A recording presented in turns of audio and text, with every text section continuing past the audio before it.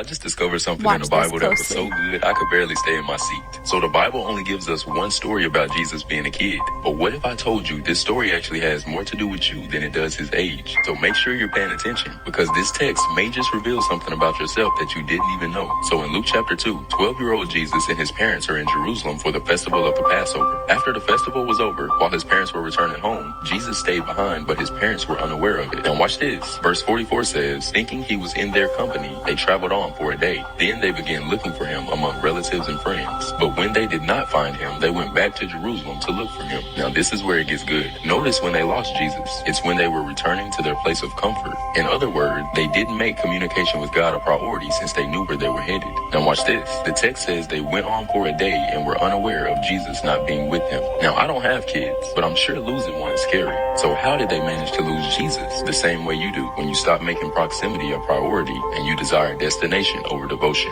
Upon returning to the temple courts, they finally found Jesus, and his mother said to him, son, why have you treated us like this? Your father and I have been anxiously searching for you. Now watch his response. Jesus said, why were you searching for me? Didn't you know I had to be in my father's house? Now remember, anytime God asks a question, it's not so he can figure something out about you. It's so you can figure something out about yourself. So why would Jesus say that? Because you have to remember, Jesus is 12 years old, and these are his parents. So in essence, they are closer to him than anyone else. So Jesus asked this question to influence a moment of reflection, but not just to his parents, to me and you as well. What he's saying is, you claim you know me so well, but you being anxious about this situation is an indication that you don't know me as well as you say you do. Because if you did, you would know that there's nothing to worry about. So I'm gonna tell you this, I'm through. Maybe it's been hard for you to hear from God because he's in the last place you left him after the decision you made without him. And you can go from person to person, but you will never receive the peace you're looking for until you return to Jesus.